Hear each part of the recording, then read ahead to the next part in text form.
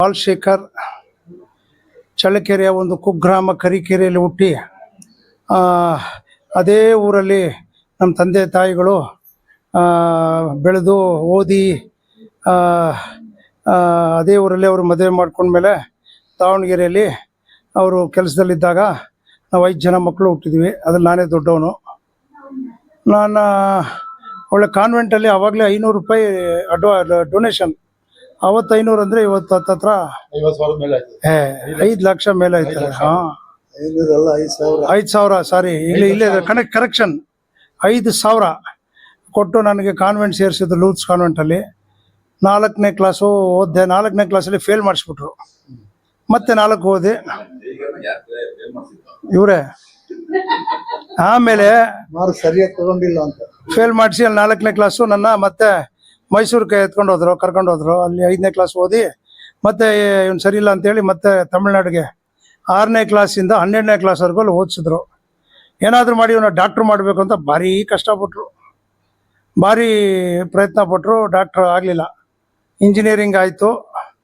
ದುರ್ಗಕ್ಕೆ ಬಂದು ಸೇರಿಕೊಂಡೆ. ಅಲ್ಲಿ 4 ವರ್ಷ ಆದ ತಕ್ಷಣವೇ MBA ಓದಬೇಕು ಅಂತ MBA ಓದಿದೆ. ಮಧ್ಯದಲ್ಲಿ 1 ವರ್ಷ ಕೆಲಸ ಮಾಡಿಕೊಂಡೆ. ಆಮೇಲೆ ಕಸ್ಟಮ್ಸ್ ಇನ್ಸ್ಪೆಕ್ಟರ್. ಅವಾಗಲಿಂದನೇ MBA ಓದಬೇಡ ನೀನು, IAS ಓದು. MBA ಯಾವುದೇ ಕಾರಣಕ್ಕೂ ಓದು, ನನಗೆ ಬೇಕಾಗಿಲ್ಲ ನಿನಗೆ, ನನಗೆ MBA.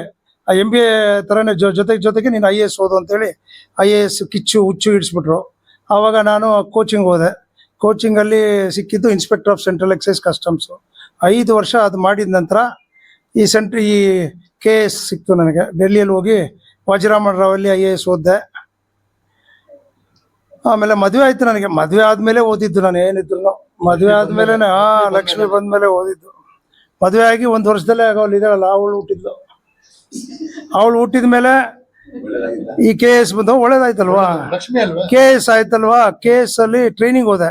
ಈ ಬಂದಿದ್ರು ಗುರುಗಳು. 9 ತಿಂಗಳು ಅವ್ರ ಕಾಲೇಜಲ್ಲಿ ಓದಿದೆ. 9 months my second daughter RICM ಅಲ್ಲಿ.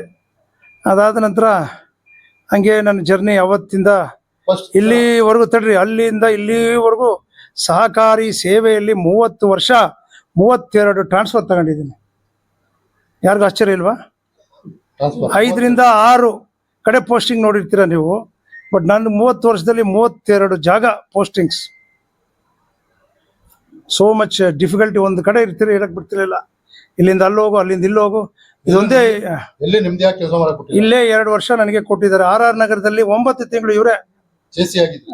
JC ಆಗಿದ್ರು. ಬಹಳ ಕಷ್ಟ ನನಗೆಲ್ಲ ಅಲ್ಲಿ 9 ತಿಂಗಳು ಇದ್ರು ಕೂಡ 10 ವರ್ಷದ ಕೆಲಸ ಮಾಡಿಸಿದ್ದೀನಿ. ಏನಪ್ಪ ಹೌದು, ಸತ್ಯ ಮಾತು. ಮಾಡಿದ್ದೀನಿ. ಎಲ್ಲೇ ಹೋದ್ರು ನಾನು ನನ್ನ ಕೈಲಾಗಿದ್ದು ಒಂದು ಚಾಪ್ ಮೂಡಿಸಿದ್ದೀನಿ. ಏನೋ ದೇವ್ರ ದಯದಿಂದ, ನಮ್ಮ ತಂದೆ ತಾಯಿಗಳ ಒಂದು ಆಶೀರ್ವಾದದಿಂದ, ನನ್ನ ಮಕ್ಕಳು ಮತ್ತೆ ನಮ್ಮ ಧರ್ಮಪತ್ನಿಯವರ ಬೆಂಬಲ ಮತ್ತು ಅವರ ಒಂದು ಪೋಷಣೆಯಿಂದ ಇಲ್ಲಿವರೆಗೂ ನಾನು ಬಂದಿದ್ದೀನಿ.